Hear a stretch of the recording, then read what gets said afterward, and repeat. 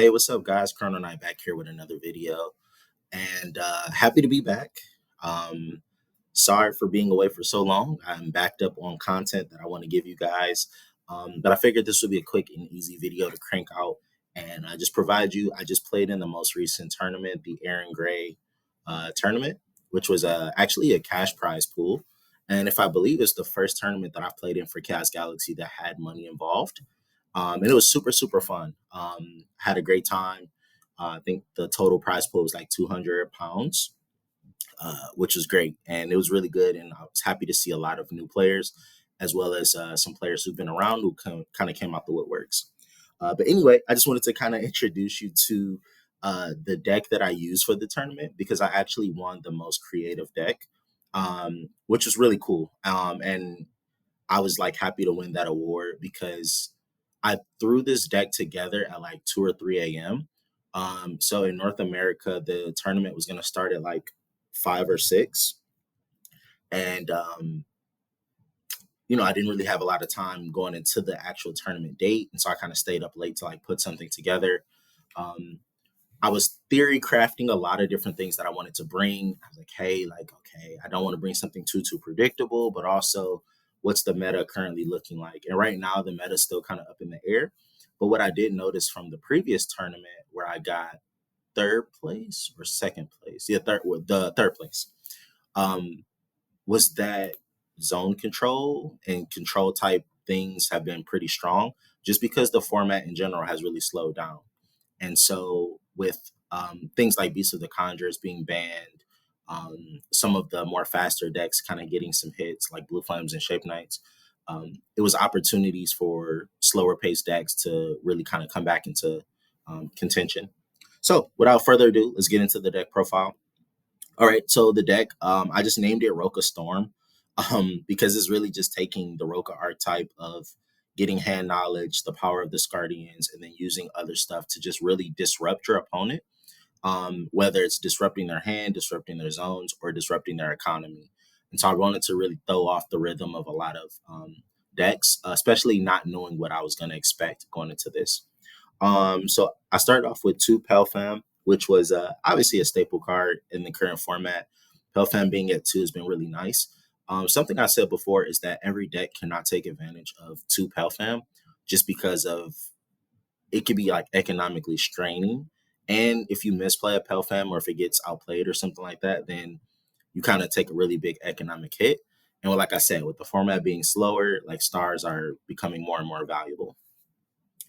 Next, I did Timagrab. I put it at 2, and I think I only put it at 2 just because of the Warpole Jetpack.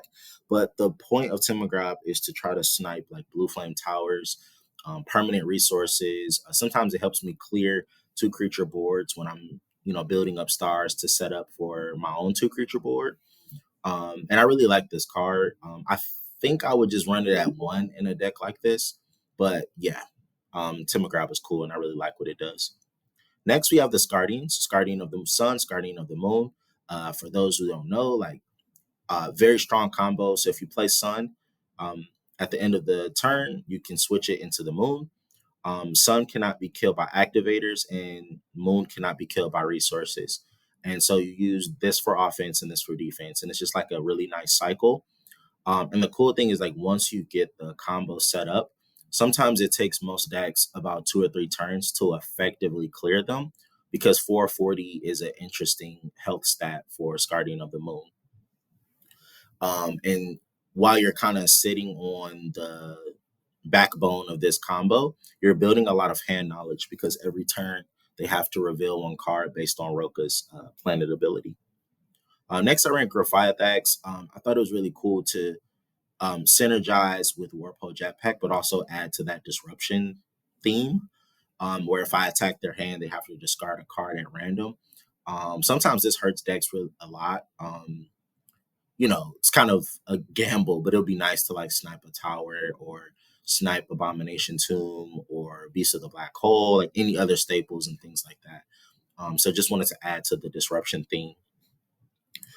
This card right here, do not judge me. I completely misread this card as it was 2 in the morning. I haven't used it in a while, but I was looking for 6 stars that could really add to the the concept of the warp hole jetpack, right? And I just wanted some more um, like niche type of abilities. And so in my head, I thought that when you play this card, you get to snipe a resource card. Um, I'm sorry, sniper resource zone. I thought it was going to remove a zone for some reason. And I was like, oh, it only kills a resource card. And it says you must do that. So I couldn't even play it on my own unless I had a permanent resource available, which I didn't. And so, needless to say, I basically never played this the whole tournament. And every time it came to game 2 or game 3, I sided it out for something else. So, yeah, that's my Underwood Burrower story. And this tournament was just nothing but memes and laughs to me. And I had a really good time. And honestly, I'm really glad that I did because the previous tournament, I think I was um, playing like really, really seriously. And I was like trying my hardest to like get a championship. And now I remember I was in second place. I played a best of 3 against Secret for the championship. Really hard fought match. Came down to the very, very end. I think we both were like 16 points or above, and we were closing out the game, and had a heartbreaking loss. And I think for me, I really needed a bounce back tournament to just kind of like have fun again, if that makes sense. Sometimes you can get a little too competitive, and it kind of takes away the joy of the game. So this card will forever have a place in my heart in a funny way. Yeah, I brought it to a tournament. Next was Fraxel. The deck doesn't flow as quickly sometimes, and I wanted something like a small body that could give me a lot of value. And so Fraxel was perfect because trades really well into a lot of things on the smaller end and gets you a good star econ to bounce back, as you usually need like 6 or 7 stars to bring out your bigger guys. Next was Guster. Guster was huge this tournament, similar to last tournament. The ability to snipe um, either a creature zone or a resource zone to try to go for lethal, like just having that ability was really, really strong. And it put my opponents in a lot of bad positions. Um, and this deck has a really big weakness against decks like Polysium, in my opinion. And ironically, my first opponent was a Pally player. And I think overall we had 2, maybe 3 Pally players this whole tournament, which was crazy considering last tournament we didn't have any Pally players at all. And so this came up a lot where I was able to really damage their econ as they struggled to um, get 2 pally creatures to sacrifice for their bigger guys, or as they tried to build up stars to just cosplay them in general. Next, I play Zamrazed. Zamrazed is essentially a staple right now. At least it kind of feels that way, where you kind of want something that gets you an extra zone and kind of um, cuts a lot of cost. So Zamrazed will give you an extra zone just off of being it played, cosplayed, and that's super useful this format. Tribite was really, really nice in this deck in particular because a lot of times I had the starting combo either going or was about to get going. And Tribite put a lot of pressure because it cleared out a lot of their smaller creatures while Scardian of the Sun would hit for strong damage uncontested. And by the time they cleared Tribite, Tribite clogged a zone, preventing them from getting a lot of defensive or offensive plays afterwards. And so Tribite was really cool because I would mostly block a resource zone. And like I said, in a format where econ and zones are like more valuable and precious, this was huge. And blocking it for 3 full turns, and not just like my turn, their turn, my turn, but every time it came back to my turn. And so offensively and defensively, this was very effective. And I think Tribite is a really, really underrated card. And I've used it before, and it was nice to bring it back for a tournament. Um, because, like I said, I would play my turn, and they had to wait for 3 cycles of turns before this card would disappear. And with a lack of permanent resource removal or resource card removal in general, um, this card just becomes even more impactful. What's also cool is you could put it on creature zones or battle zones too. So depending on the matchup, sometimes the different zone is more impactful. So for example, like against a fast deck that wants to get 2 creatures up quickly, sometimes blocking that other creature zone gets you a lot more value than just blocking the resource zone. So I like how flexible it is. I ran Solomancer. Solomancer is just cool at 1 copy, just gives you a lot of offensive pressure. Considering that we don't have Blaze Elixir anymore, it's not as strong as it once was. But at one copy, it still can be useful, especially in, like I said, the Pelysian matchup where they spend a lot of time killing Guardian of the Moon, and then I can use Solar Mancer to take that power um, by switching the health and power and adding it, or the difference. I'm sorry, the difference of the health and power and adding it, and now I have a 450 attacker who can clear out their Polysium stuff or give me 5 points of damage. So Solar Mancer was really cool. It came up a couple times, but I think it was really mostly because people took so long to clear the moons, the Scardians combo, that either I just won off the back of the Scardians or I had some other form of lethal. But I really like what it does in the deck, and I'm glad I cut it to one copy instead of two, because at two copies it would kind of feel like a brick in the current format. Next was Warpo Jetpack. Warpo Jetpack was super cool this tournament, for this deck in particular. And most of the ways that I played it was that I would have Gravia the previous play, put pressure, try to disrupt a card from their hand. And then I would play Guardian of the Moon and attach the Jetpack to the Moon. And then when I was ready to switch into the Sun, the card says when the attached creature leaves your planet. So that's whether it's shuffled back into the deck or killed or whatever. And so I use Warpo Jetpack offensively. So I would switch into Guardian of the Moon and then bring back Gravia from my grave. And that just added even more pressure. And I remember one game in particular where this like snowballed out of control, where I sniped like two cards, and then I have a card that can't be killed by activators, and then goes into a defensive 440. And you also have to respect Gravia because 200 health can be swung over, but it has 330 power.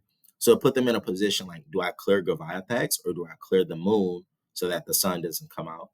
And so I just really like those interactions. And even Warpo Jetpack was useful for Pelfam and Timograph as well, just to give me a big body or to put some offensive pressure. So I'm really liking the different Jetpack plays. And this was probably the coolest combo the deck was able to pull off in the tournament. Next was Orbit. Like I said, zone control, econ.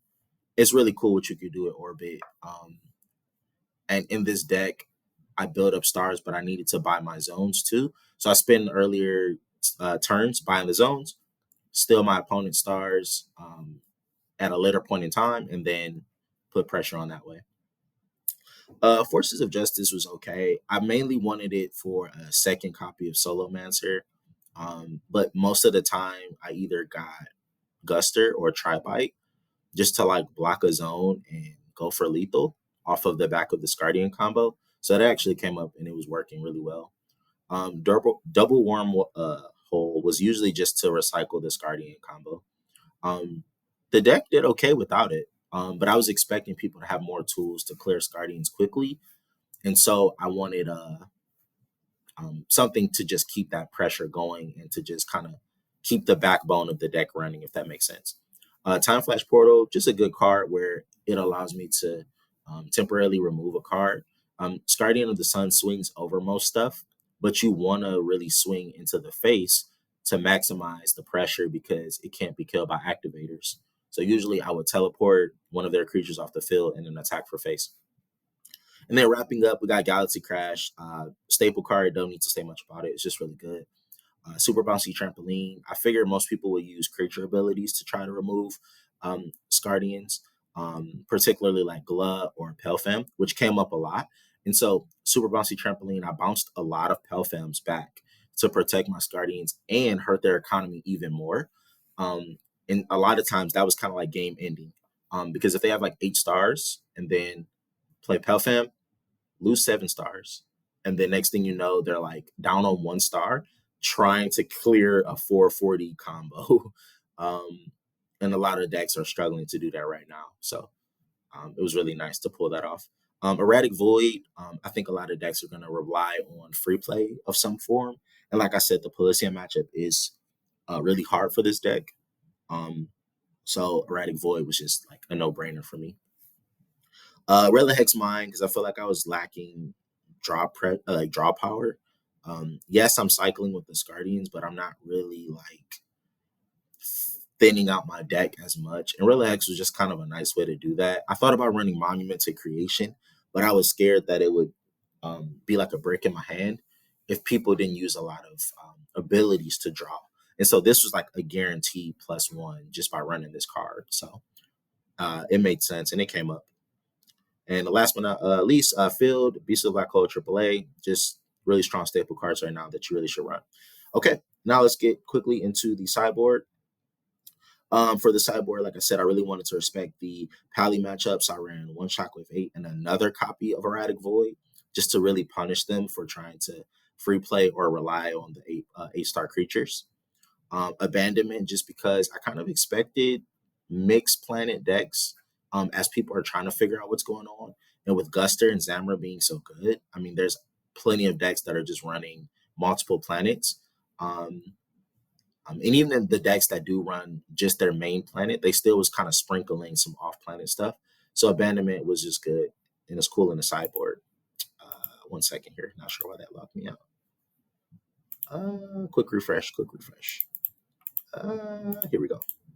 Okay, I think I'm back. Sorry. And then Scorn, because I was expecting Shape Knights, but there were no Shape Knights this whole tournament, which is kind of crazy. And then Super Flipper, just to respect the Gaia's matchup, as Glut, Sport Gazer, all these different things could be a problem for the deck. So it was worth respecting because I had an extra slot. But yeah, overall, that's it. Roka Storm, I got most creative deck, which won me some money for the tournament. And I actually made top cut with the deck as well. But DQ because I showed up late to my very last match, which was, a bummer, but it is what it is. I mean, we have to accommodate for a lot of time zones. And so I was like, oh, okay, like I was happy with how the deck performed because I thought I wasn't going to take a set at all. But to make it out of group stage was actually pretty cool with this deck. And to get an award as well was nice. But yeah, that's it. Chrono Knight signing out, and I'll catch you guys on the next one.